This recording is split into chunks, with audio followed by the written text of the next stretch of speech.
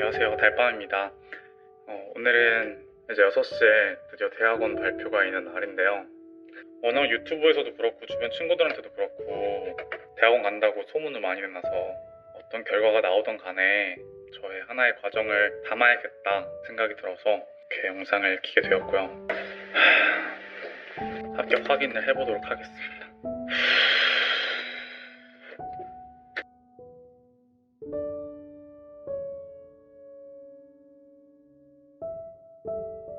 저에겐 또 다른 길이 있겠죠.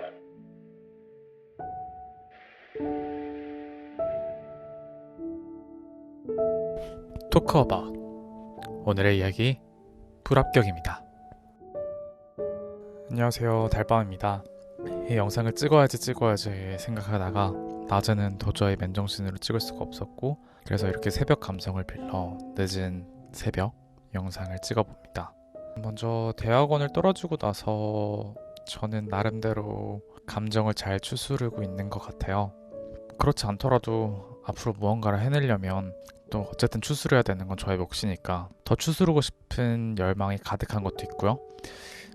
그리고 무엇보다도 저를 통해 대학원 불합격 소식을 들은 몇몇 친구들이 그래도 저의 노력, 이런 그 과정들을 다 알고 있는 친구들이어서 달방아 너는 정말 열심히 했다고 그런 저의 노력을 알아봐줘서 더 큰 위로가 됐던 것 같아요. 사실 좀 이 대학원 불합격이 좀 저한텐 예견된 탈락이기도 했어요. 먼저 필기고사를 보러 학교에 갔을 때 필기고사에서 세 문제가 나왔었는데 첫 번째 문제부터 바로 통계 문제가 나온 거죠. 제가 알기로는 통계 문제가 나오지 않는다고 알고 있었고, 그리고 또 제가 통계를 잘 못하고 또 저의 연구 방향성이 통계랑은 조금 거리가 있어서 스스로 안일했던 탓이죠.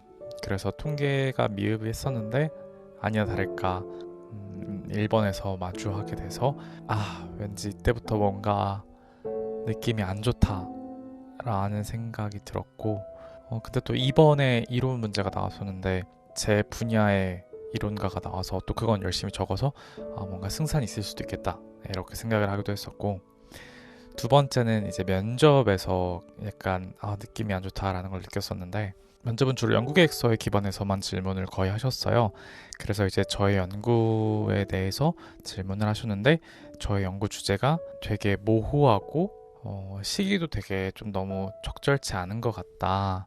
왜냐하면 제가 지금 한창 이슈가 되고 있는 이 코로나 관련돼서 무언가를 연구해보고 싶었거든요. 그랬더니 이제 그런 얘기를 하셨고, 그리고 또 한 교수님께서는 왜 양적 방법론을 쓰지 않냐고 물으시면서 필기고사에서 통계 문제를 다시 저한테 물어보시더라고요.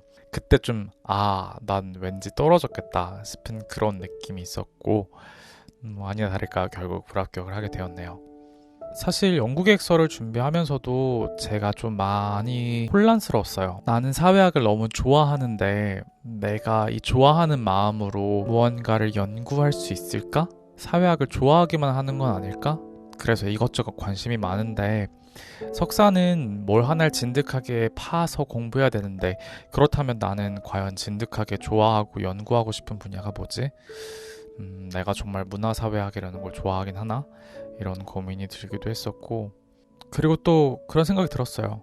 27이라는 나이가 뭐 전혀 늦은 나이는 아니지만 이제 주변을 돌아보면 좀 단순히 무언가를 열심히 하는 게 아니라 잘 해야 할 시기인 것 같은데, 그렇다면 나는 사회학을 과연 잘 할 수 있는 사람일까?에 대해서 많이 확신이 안 서는 부분들이 있었고, 이제 그런 것들이 분명 연구계획서에 다 녹아들었을 거라고 생각을 하고 면접에서 드러났을 거라고 생각을 하고, 아마 그런 모습들을 보고 교수님들께서도 면접을 보면서 예비 석사생으로서의 확신?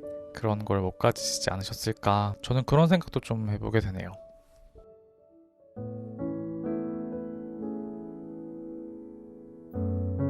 사실 그럼에도 불구하고 이 실패를 받아들이는 건 참 쉽지가 않았어요.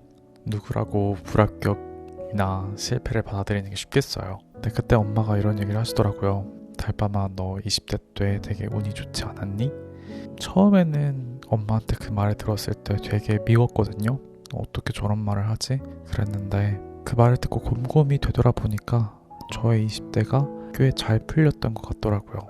그래도 하고 싶은 거 다 하면서 살 수 있었던 것 같고, 뭐 예를 들어 원하던 사회학과에도 진학하게 되었고, 과 생활도 재밌게 했고, 동아리도 해보고 싶었던 거 다 하고, 교내 방송국도 들어가 봤고, 그 덕에 군대도 되게 좋게 갔다 오고, 장학금도 많이 받아보고, 이런 걸 보면 좀 제 20대 인생에 있어서 아마 재수, 군대 요 정도 빼고는 성취하는 부분에 있어서는 큰 실패가 없었다고 해야 되나? 그렇게 볼 수도 있는 것 같아요. 그래서 어떻게 보면 오랜만에 겪는 이 대학원 불합격 20대의 실패가 너무나 당연하게 쓰릴 수밖에 없고 익숙하지 않은 오랜만의 감정일 수도 있다라는 생각이 들더라고요. 근데 이 오랜만의 실패가 저에게 더 가슴 아프게 돌아오는 건 아마도 제가 붙을 수 있을 거란 나름의 확신이 있었던 것 같아서이기도 해요. 뭐 기업이야 다양한 인재상이 있고 또 다양한 역량을 요구하는 곳이니까 여러 가지 사람을 평가하는 기준과 척도들이 있겠지만 적어도 제가 생각하기에 대학원은 학문에 대한 열정과 열의가 평가의 척도라고 생각을 했어요.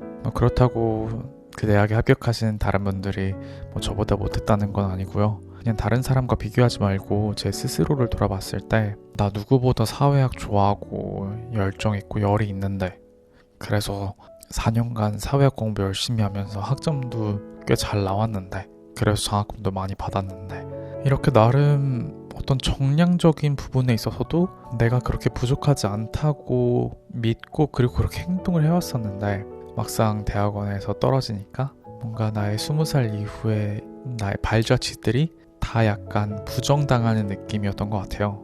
물론 제가 20살이 넘어서 겪었던 많은 경험들은 저를 성장시키고 나중에라도 저에게 다 자양분이 되겠지만 그래도 적어도 사회학에 대한 나의 발걸음들은 하나도 헛된 게 없다고 생각을 했는데 그게 잘 보이지 않았던 걸까? 이런 생각이 들면서 좀 많이 힘들더라고요.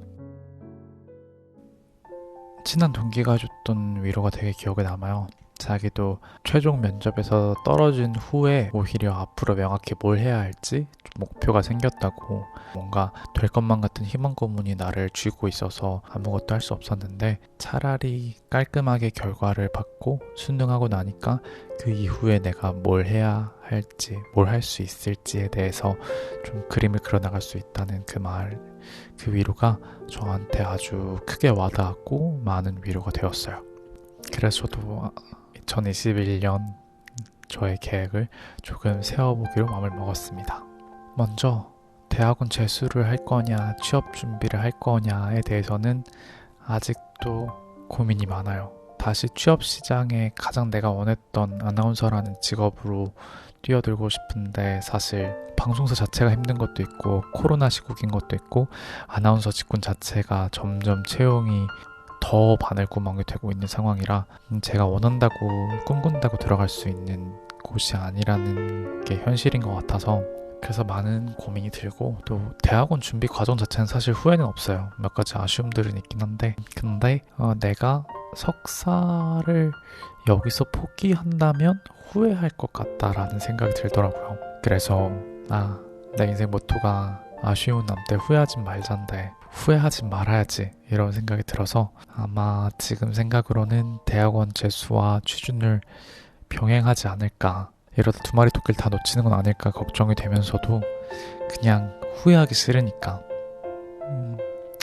그게 맞는 것 같다라는 생각이 들었고 좀 정량적인 부분에 있어서는 아마도 제가 계속 해오던 독일어를 베츠바이 자격증을 준비하지 않을까. 어쨌든 저는 언어, 커뮤니케이션을 통해 얻는 나름의 인사이트들이 많기 때문에 또 나름 독일어를 공부하면서 많은 사고를 확장할 수 있지 않을까라는 기대감이 있고 두 번째로 사회주사 분석사 2급을 따보려고 해요. 어쨌든 이번 대학원 입시에서 저의 페인이 통계가 가장 두드러진다고 저는 판단을 했기 때문에 내가 대학원 재수를 하는 동안 이 통계와 맞서 싸우지 않는다면 나는 다른 어떤 시련이 오더라도 맞서 싸우지 못할 수도 있겠다. 약간 그런 생각이 들어서 한번 부딪혀보자 라는 약간의 오기가 생겼다고 해야 할까요? 그래서 상반기에 그걸 준비할 것 같고 마지막으로 제가 그렇게 힘들어했던 연구 계획서를 다시 수정을 해야 될 텐데 제가 어떤 걸 진짜 좋아하고 그 중에서도 어떤 한 분야를 깊게 연구할 그런 준비가 되어 있는지를 다시금 살펴봐야 할 것 같아요. 그래서 또 그런 걸 찾기 위해서는 많은 논문과 책들을 읽어봐야겠죠. 또 그런 것도 아마 해야 하지 않을까라는 생각이 있습니다. 마지막으로 제가 말한 앞으로의 계획들을 여러분들이 함께 지켜봐 주실 수 있게 오랜만에 취준생 다이어리라는 이름으로 브이로그 컨텐츠를 다시 시작해 보려고 해요. 그러니까 2021년은 제 브이로그와 함께 자극 받으시면서 같이 열심히 살아보는 한 해가 되었으면 좋겠다는 게 저의 바람이고요. 어찌됐든 참 정말 다양한 일들이 많았던 2020년이 끝이 나고 있습니다. 떠나가는 해는 보내주고요. 우리에게 올 2021년이라는 새로운 해를 우리 같이 새로운 기대감들로 맞이할 수 있으면 좋겠습니다. 2020년 한 해도 참 고생 많으셨습니다. 우리 내년에도 함께 화이팅 해봐요.